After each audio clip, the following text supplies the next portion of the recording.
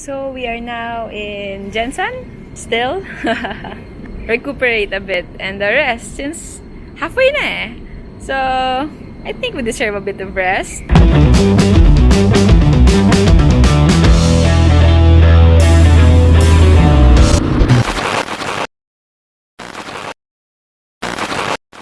Good morning! So today dito ako magstay sa GenSan for another night. And today will be rest day. I might look into having a haircut. Just behind me is the mall. Lakad na lang ako doon. Tara na! Sexy yan, ano? Okay.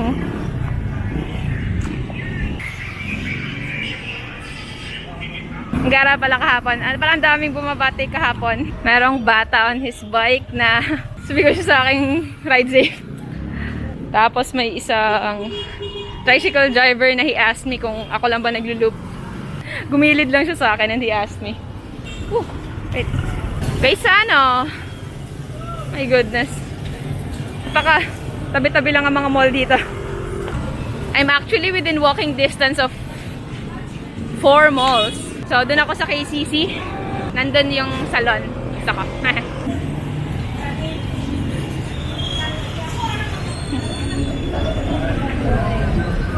And I'm here. I told you I'm close. KCC na. And there are a lot of people. Wait. What is this? Excuse me. Pila po para pumasok? Ay, thank you. Okay. I'm in.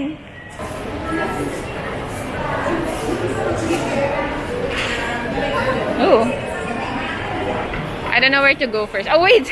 I need to check kung nasan yung salon. Pivots.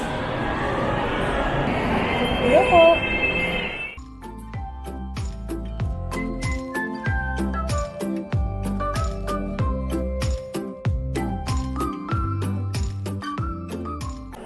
Yay!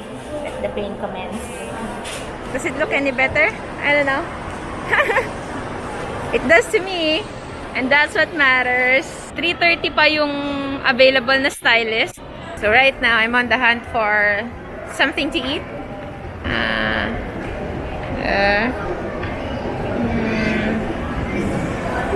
Pizza Hut? No?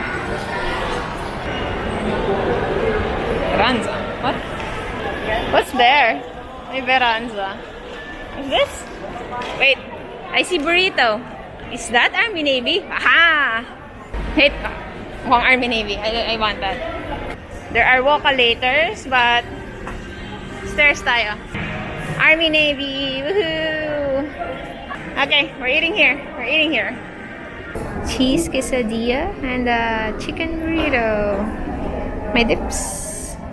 Water. Service water lang. Siyempre, sa food lang tayo nagsisplurge. So, drinks, not so much. Pwede naman tubig.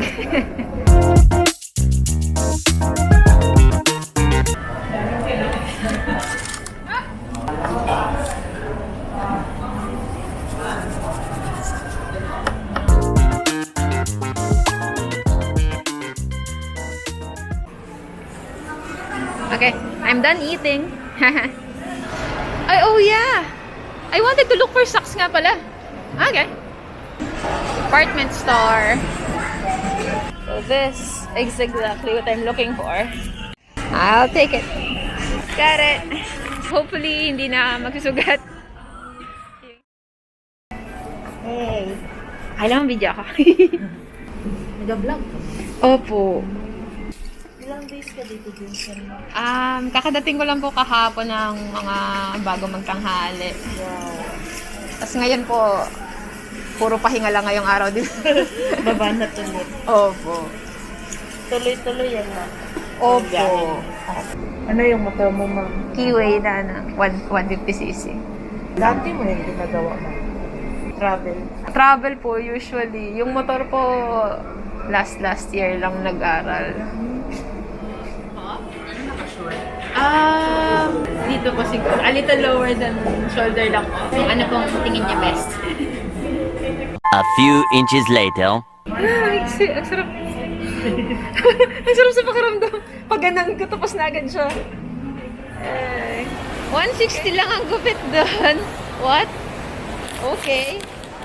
Now that I'm happy with my haircut, it's time to look for merienda. Oh, donuts! Dunkin' Donuts. Wait. Donuts. Nabaya couple. Isang Boston cream po, saka isang choco butternut na malaki. Got it. I think I'm gonna head on back to the hotel. May mga bit-bit na, makakakain na. Oh, wait! May book sale, may book sale. I'm just gonna gonna browse a bit. Tingin-tingin lang. Book sale. It's been a while.